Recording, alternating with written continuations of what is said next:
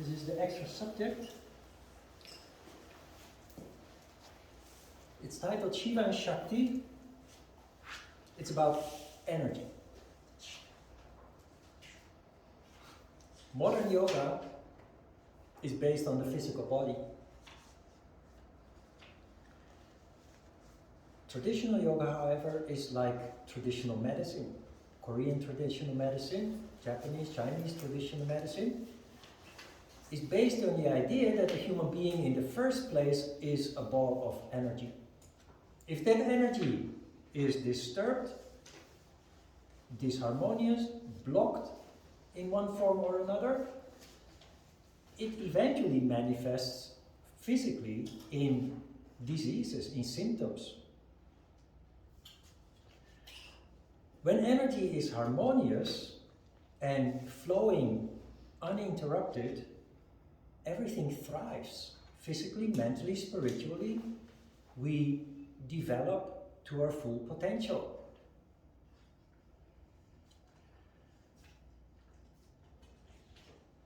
A modern yoga book is full of physical anatomy, which is a subject you will not find in any traditional yoga book. There is no traditional yoga book with a chapter or even a paragraph on physical anatomy. Yoga is designed not to make your body beautiful or flexible. These are all side effects of your practice. Yoga is designed to restore the health of your energy household. And when that is accomplished, you don't have to worry about your physical health anymore, because you will be in very good health as a result of that. Your energy is in good health, the rest follows. That is why we have this as an extra subject. In the long term, you would learn about this anyway, but I find this important. So important that I already introduced this at the workshop. It is the underlying principle of all that yoga is about. When there is harmony, vitality, you thrive on all levels of your being. And vice versa, when there is disruption, obstacles in your energy circulation and disharmony, it leads to destruction, it leads to disruption. It leads to disease in the long term. As an example, at the workshop, I gave you this comparison between children in school. As a parent or a teacher, or remembering when you were yourself in kindergarten or elementary school, you see that there are children in your class that thrive. At the end of the semester, their scorecard is almost perfect. They are cooperative with the teacher. They play in cute ways with the other students. They are harmonious and they thrive.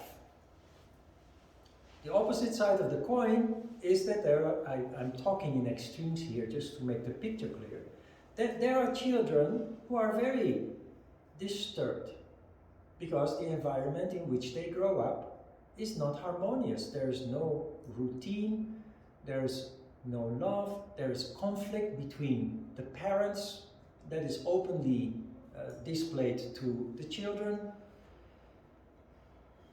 and the child in school stays behind intellectually. The scorecard at the end of the semester is low, sometimes so bad that the child has to double the class, do the class again, which is devastating for the child's confidence. The child is also rebellious to authority, rebellious to the teacher, and combative, fighting with other kids, arguing and fighting over tools and toys and what have you. And we say this kid is a model student, is ideal, and that child is a troubled child and up to no good later in life. The thing is, the troubled child could potentially perform as well as the model child if the proper circumstances were offered. Love, stability, routine. And the child would start to thrive. So there you have a very clear example of how important energy and the condition of that energy is. So energy consists out of two opposing poles. You have the plus and the minus, in the same way that you have plus and minus in your plug. When you plug in any kind of appliance or device, it is fed by a plus and a minus. Our energy is like that. And the reality is that because of the flow of nature, which you find everywhere in the universe, there is always a fluctuation between the plus and the minus. At night, you are in a condition that we call tamas, which is where the minus element of energy is dominating, which is responsible for you recovering from a day of activities. You start to yawn because Shiva energy starts to dominate. And it allows you to rest and be ready for another day full of activities. In the daytime, you are more in a rajas condition. You're active and you feel maybe a light sense of euphoria. It feels good to be engaged, whether you study or work or exercise. It feels good. But you are in a rajas condition. At night, the flowers close, the birds come back to their nest under the influence of domination of Shiva energy, the condition we call tamas.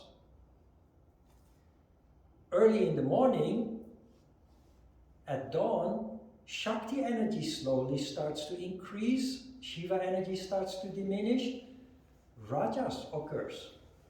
The birds instinctively wake up, fly out of their nest and start looking for food, for worms, for flies, whatever they can catch, and bring it back to the nest. The flowers open up if they are in bloom after they've been closed all night, and the human being, like it or not, you open your eyes and you can't go back to sleep even if you wanted to, because rajas. Because Shakti energy starts to dominate, leading to a rajas condition. So what we're talking about here is constant fluctuation between tamas and rajas, which is determined, is natural, determined by the waxing and waning of the energies in the universe. As long as these energies are not in harmony, as long as we fluctuate in these big ways, there is no harmony, there is no evolution to speak of. If you look at humankind, we were hunter-gatherers, just like other animals, basically living with the seasons and eating whatever we could find and starving when we couldn't find anything or were not able to catch the prey. Human beings becoming conscious felt that it made a lot of sense to actually settle down. It would make life much calmer, more certain, more stable. And they created a situation where the fluctuations became smaller. The straight line that I'm drawing here is the harmony, and the fluctuations is reflecting the disharmony. And by settling down, humankind became more harmonious and started to evolve into what we are today. And if you look at history or how mankind evolved as opposed to how animals evolved, we run a race. We have evolved incredibly fast as a result of increasing harmony.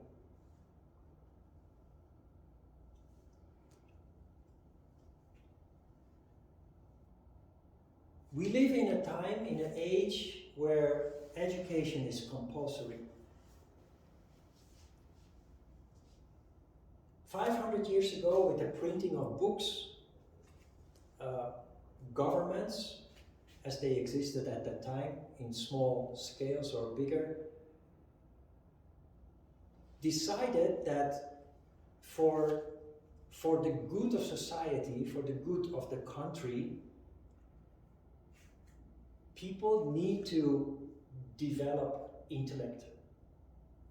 And it started in temples and monasteries in the past. Those were the centers of learning.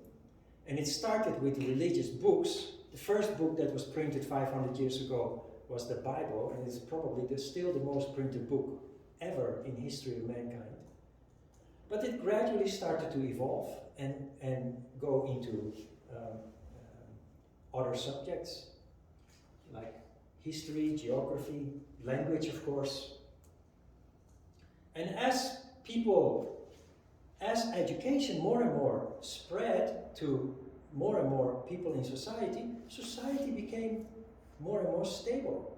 Society started to develop, started to evolve, started to grow. So the importance of the control of energy is enormous. Western countries spend enormous amounts of money on the military, right? And people who look at the surface of that, they say, why do they spend money on weapons? Stop spending money on weapons and put it into education and healthcare and what have you. On the surface, that makes total sense.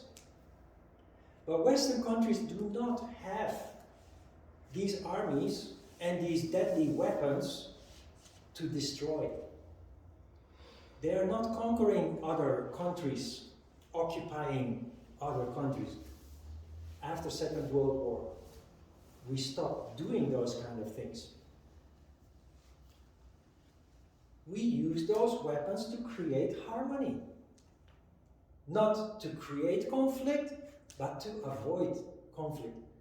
You can see a very clear example of this now, that there is the threat of Russia invading Ukraine. The whole diplomacy surrounding this event, NATO, the US, Europe, they're walking a very precarious balancing act on a tightrope, trying to do anything they can to avoid any kind of violence. And they will not interfere if Russia goes into Ukraine, not with weapons. They will interfere with sanctions, economic sanctions. So this is like yoga. It requires control. It requires it requires not giving in to those instincts that say, well, just push a couple of buttons, send a lot of rockets and bombs there, and problem solved. Because thousands of years of constant bloodshed, especially on the European continent, accumulated to the First and then the Second World War, which historians often see as just one big conflict with a pause in between. And wars became so bloody and so deadly and so miserable that smart people, conscious people said, hey, come on, we really have to do this? Let's stop doing this.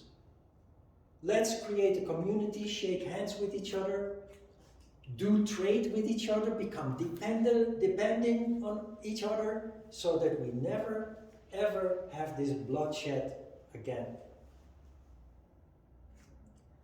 That is harmony. That is nothing else, nothing different than you on your own, on individual level, practicing yoga, trying to avoid conflict, through control, through consciousness, through walking on a tightrope, because life, if you do it like a yogi, more and more becomes like a balancing act. And sometimes you fall off the rope. Learning a wise lesson of life and climbing back on the rope again, becoming more and more skillful at that balancing act.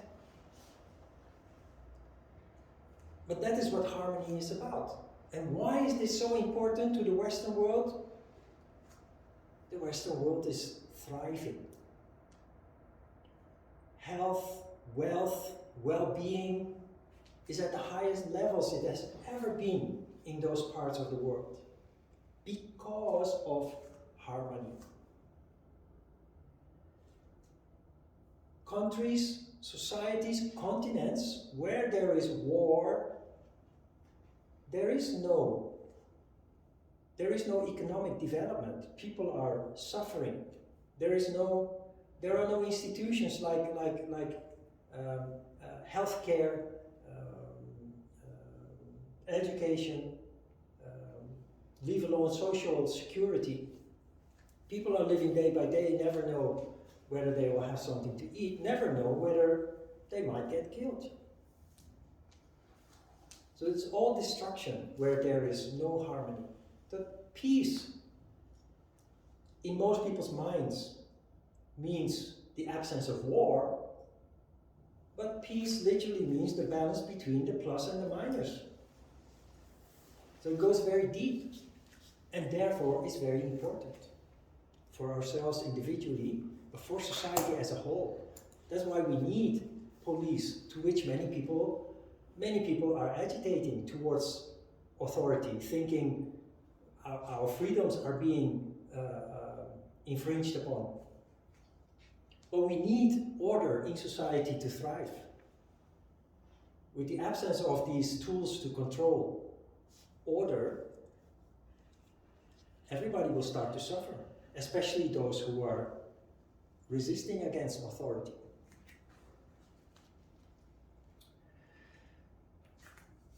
When you are tamas, Shiva energy is dominating, you have a tendency to be down, to be languid, to be even towards depression. It is a condition that you often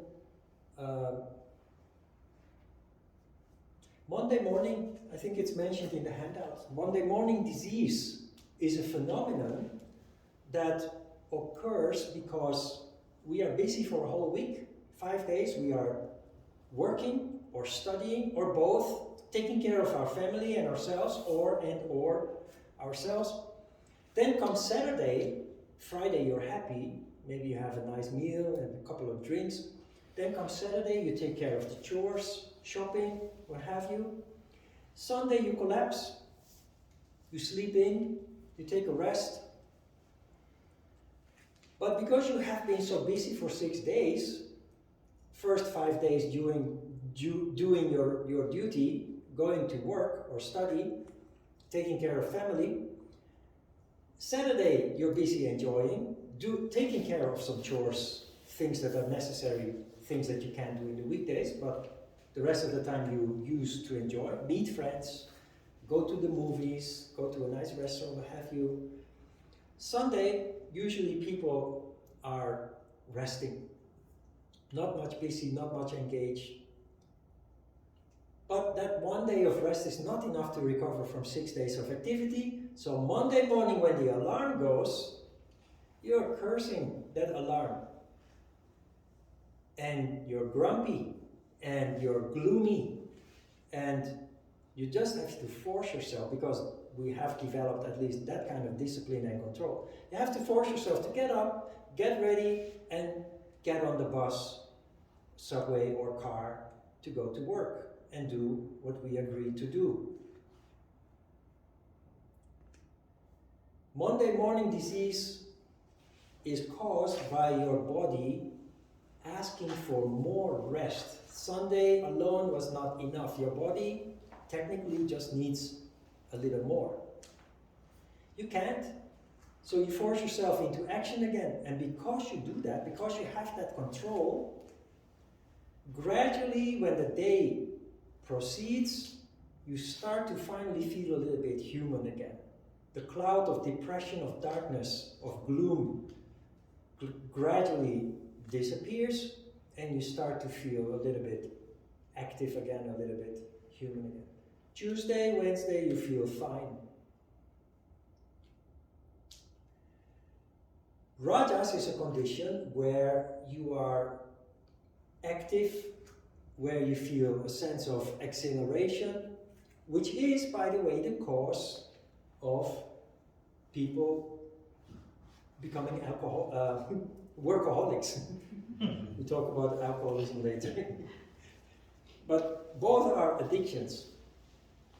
And addictions occur because we feel good when we engage, whether that is drinking or working, but we dive down into a dark hole when we stop engaging. You have a hangover after drinking.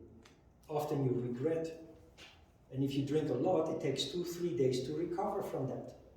So 2-3 days of tamas condition. When you work hard, people who like to work or have a job they really enjoy, you're very focused. And that gives really a sense of exhilaration, sense of accomplishment. There is a rajas condition as long as you stay focused on what you're doing. Inevitably, because we're not robots, we're not machines, there comes a time that we need to dial down and take a rest. It's time to go home, turn off the lights, take a sleep, take a rest. People who push themselves very far in their jobs, they become addicted to that sense of exhilaration, that sense of accomplishment. But they hate the tamas condition that is inevitable to recover from all that focus, all that activity, all that engagement. And so, whenever they have a chance, they will just get back to their desk or their workplace to engage again so that they can continue to feel that good feeling. And this is about work, but it works according to the same principle as drugs or alcohol work. While you use it, you feel good, but then when it wears off, it kind of, first you go up, then you go down. And that is where the addiction occurs, because you want to go up again. So there is mental addiction, there is physical addiction. It becomes physical when you become dependent on a substance. When you are in sattva, however, sattva is the condition where there is harmony between tamas and rajas, between Shiva and Shakti. Sattva is the condition that everything in yoga is designed to maintain a relative level of harmony, or sattva. Yama and niyama also are designed to allow you to avoid too big fluctuations between tamas and rajas. Violence also leads to disharmony. If you can avoid that, you have at least one element in your life that causes disruption, that you can avoid in that way. In sattva, energy starts to rise up. So, as a result of condensation of energy, you have your spirit, your soul, has ended up in a physical body. and people then function based on lower emotions and desire. But when you practice yoga correctly, it leads to energy rising up again. It is the Kundalini effect. If you know a little bit about yoga, you may have heard about Kundalini. We'll talk about that more later. But it's a very important it's one of the most important aspects of yoga, is this Kundalini effect, where energy starts to rise up again, away from the lower levels of consciousness, opening up the heart on its way up, passing the throat, opening up the intellect. Before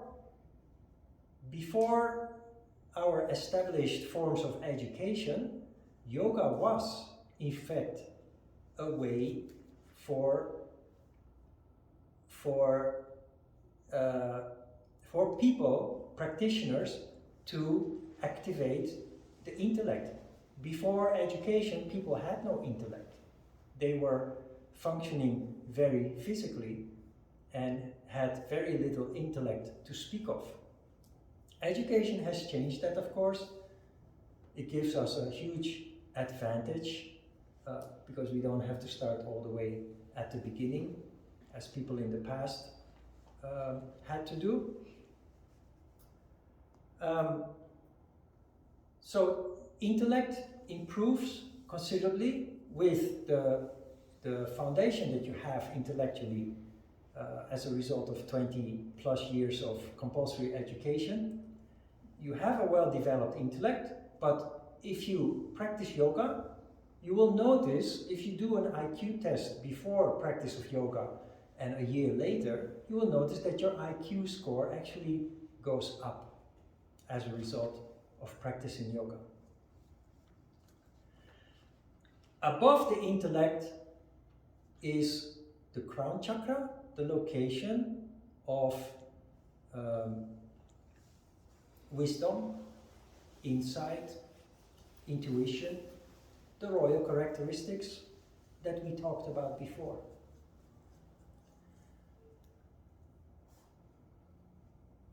Yoga is not the only way to bring about this phenomenon.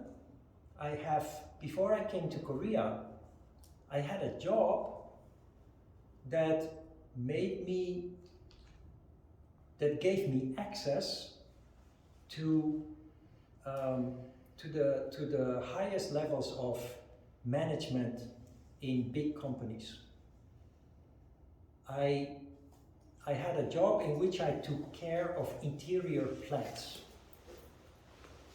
You can see those plants in big companies, hospitals, banks, because most people busy with their jobs, they kill plants, generally. And companies that are doing relatively well, they create a budget. Otherwise that money goes to the tax coffers, so they create budgets for certain kinds of luxuries. One of those luxuries is they have the whole office building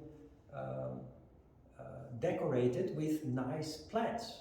And because people working in the office generally kill the plants that are there, they ask professionals to take care of them. I was one of those professionals. So I came in the headquarters of multinational companies, of banks, of hospitals, insurance companies. And there is a very interesting thing that you see there. On the lower levels of the office building, you have all the busy activity. There is the print shop, there is the distribution department, everything that comes in and out, the building maintenance, all the people that do manual things, is all on the lower levels of the office building. The higher you go, literally the higher the work. But one thing that stands out is that the higher you go, the quieter it becomes. And the the floors where the board of directors is located, where the president of the company has his office, is not accessible unless you have a key, or these days, of course, you have electronic cards which you can activate the switch in the elevator. When you enter those floors where the higher management is located, you enter a totally different world. The floors are covered with very luxurious, thick carpet that you sometimes also see in 5-star hotels. It's super quiet. There are very few people. Offices are very big. And to get into one of the offices, you have to run the gauntlet of the secretaries that are trying to keep everybody out. There are butlers walking around quietly with tea, coffee, freshly peeled fruit. And you enter the office of the president or the board, the members of the board, and you see them sitting there at a huge mahogany desk. They have bay windows that look out over the city. And apparently, they appear to be doing nothing there all day. They have 10 different newspapers, most of them financial news. They have their tea, coffee, everything is being provided, the highest quality. And they're just sitting there doing nothing. What they're really doing, creating this environment that is inaccessible unless you have electronic card to activate the button in the elevator. What they're really doing is creating an environment in which the board of directors, the president, are in a sattva condition without practicing yoga. The difference is, of course, it costs a lot of money. Carpet's very expensive. The wall, the ceiling, everything is made out of very expensive materials. The interior, the plants also. I know the cost of the plants. The plants on the lower floors are plants that cost about $100. The plants on the higher levels sometimes cost $10,000 just for one plant, tropical plant. Everything is luxury. Everything is harmony. They buy harmony. Rich people can buy harmony. You see that also when you enter the homes of the really rich people. I had the opportunity to do just that when I came to Korea, and yoga was non-existent still in Korea, and I got a lot of attention from the media, and as a result of that started working with the Hyundai family, the Samsung family, LG, and other rich and famous artists and TV personalities and what have you. But the one thing that stands out, the one thing they all have in common, is their houses are similar to what I described are the offices, the floors of the higher management of those big companies. It's all designed to create harmony. Now, why am I telling you this long story about this issue? Those people apparently appearing to do nothing. But what they're really doing is contemplating. The president of a multinational company is responsible for billions of dollars of money going around that can easily be lost when wrong decisions are made. Those people soak up the information from the newspapers and base their decisions on that.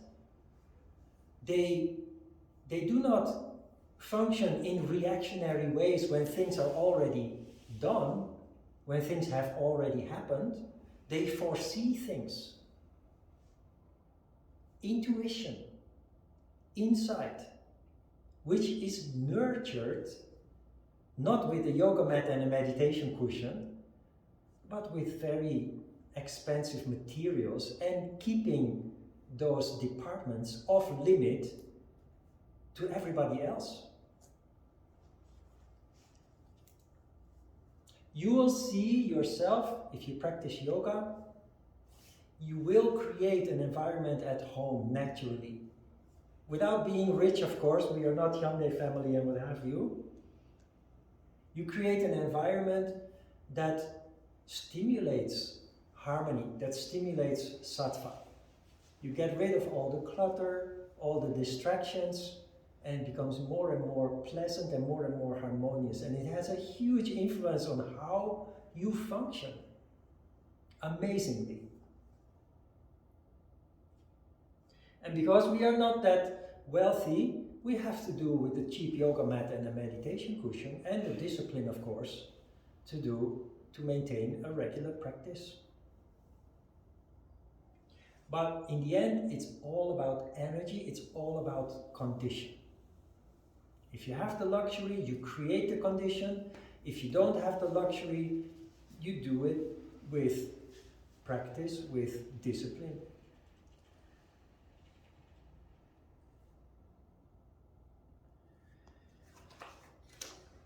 So sattva is not a luxury. Spirituality, when I started practicing yoga when I was young, spirituality was a luxury.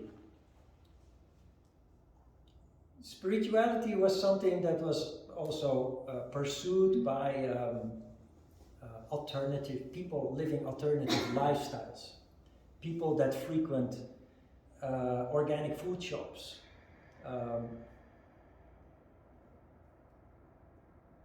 But based on everything that I have told you about world affairs, about how companies are run, about how we function, you can very clearly see that spirituality, the word may seem like a luxury, but it is not.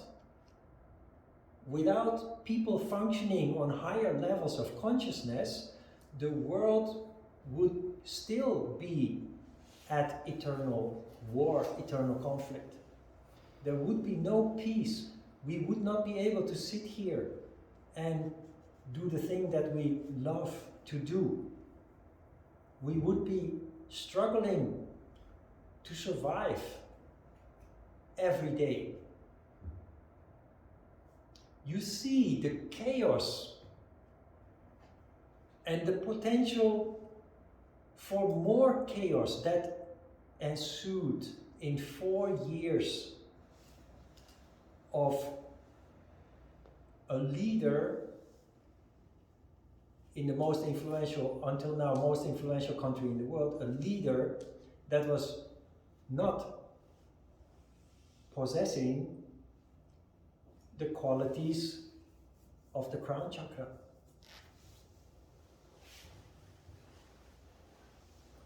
And you see that with the current administration, one of the most important things that they are doing is restoring the harmony, if you look at it from our point of view. Restoring harmony with the allies, with all the people that are on the same wavelength, that were destroyed by the previous administration. Normally a country is a country, and what happens there influences that country. But in the United States, because it's such an influential country, what happens there influences everything around the globe. Everywhere, every continent, every country suffers when things become chaotic there. So sattva is incredibly important. It leads to the manifestations of qualities in human beings that lead to more well-being for the people at large. Not everybody has to practice yoga or be harmonious for that matter and manifest those higher qualities.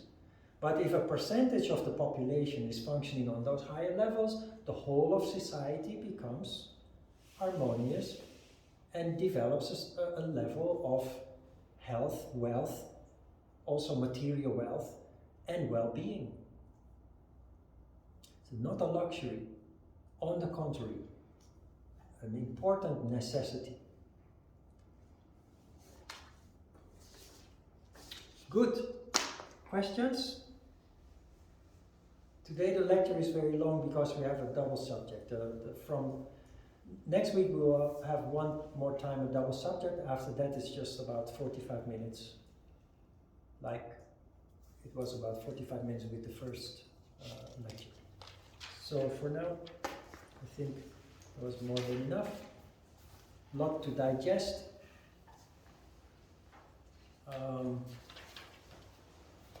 Questions? I was just wondering, Yeah. if I'm staying in tamas condition, if I do yoga, Yeah. yoga move to rajas condition? Good question. Good question. First, modern yoga and traditional yoga. Traditional yoga is designed to come to harmony. That is why we stand still when we do a yoga exercise. I should have told you this when talking about ahimsa, non-violence, but I'm always all over the place, especially in the first class. As long as you move, from our perspective, this is a form of violence. And there is no harmony. So very short, because I explained this at the introduction workshop also. As long as you move, there is no harmony. Asana means standing still. Asana is the third limb of yoga, which covers the physical exercise part of yoga. But the literal meaning of asana is standing still posture. What you do is very interesting. When you rest, Shiva energy dominates. When you're active, Shakti energy dominates. When you do asana, you do both at the same time. You stand still, but at the same time you actively engage. So you stretch up, you erect, but without movement. You go into the posture, you engage physically, actively, but without movement. That is already where the balance between the Shiva and Shakti occurs. Now to come back to your question, a human being has a natural tendency to be tamas. That is why most people do not manifest the royal characteristics of the Crown Chakra because energy is below. Because we're naturally inclined to be in a tamas condition. It's human to be lazy. Everybody knows that. So the first thing that you do with yoga is indeed generating Shakti to get away from that predicament of being stuck at the bottom. We need energy to rise, but we have a problem here. If we rest, we are in a tamas condition. If we move, we are in a rajas condition. No harmony in between. So the ancient yogis saw how this works and they came with a solution. You need to generate Shakti, but in a very controlled way. Because otherwise you overshoot the goal. And because we have a tendency to be in a tamas condition, we first need rajas to come out of that condition. But then we need to balance out in the middle. So in the beginning, your asana practice will be physical, but it will become more and more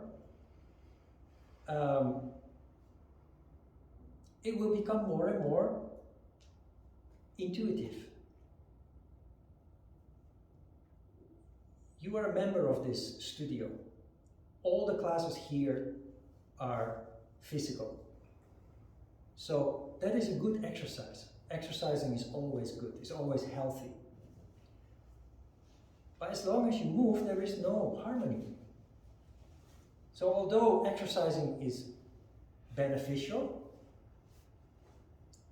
it never leads to the manifestation of the qualities of the Crown Chakra. At least not in such an efficient and effective way.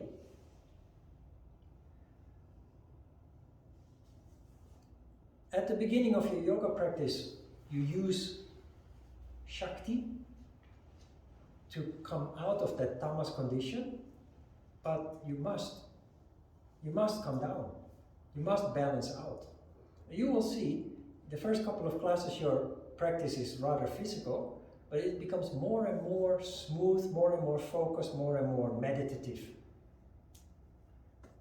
In that respect also, I hope that you have time to practice at home, have your self-practice, then try to approach it in this way. Turn off TV and music. Do not practice with music. I explained that at the introduction workshop. Music is distracting. Yoga practice, when done correctly, is internal. Music keeps you external. So try to find time, if you live with other people, if you live in a family or with a roommate, try to find time that you are alone. Turn off all devices and practice in silence. No mirrors, just you and your yoga. When you do that, magic happens. Subconsciously, you start to connect with yourself. You become aware of what you feel and how you feel. And then very naturally, your yoga practice becomes meditative. So we try to approach that here in the class, but especially in the beginning, technique is important. So I will explain and you will do your exercise, but you're surrounded by other people and there are mirrors indeed. When you practice alone, it's different than when you practice in a class.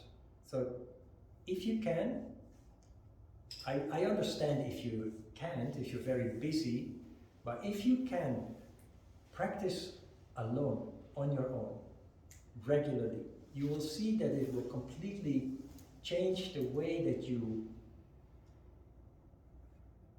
you function, but you will also see that you will go beyond the physical aspect of your yoga practice. Because you're alone, you're not bothered by how other people look at you.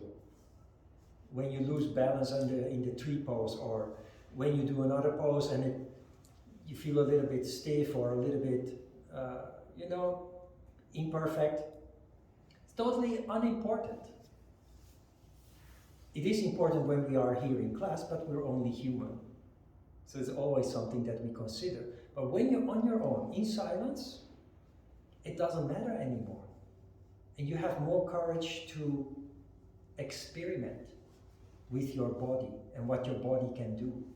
And you're much more sensitive towards your limitations.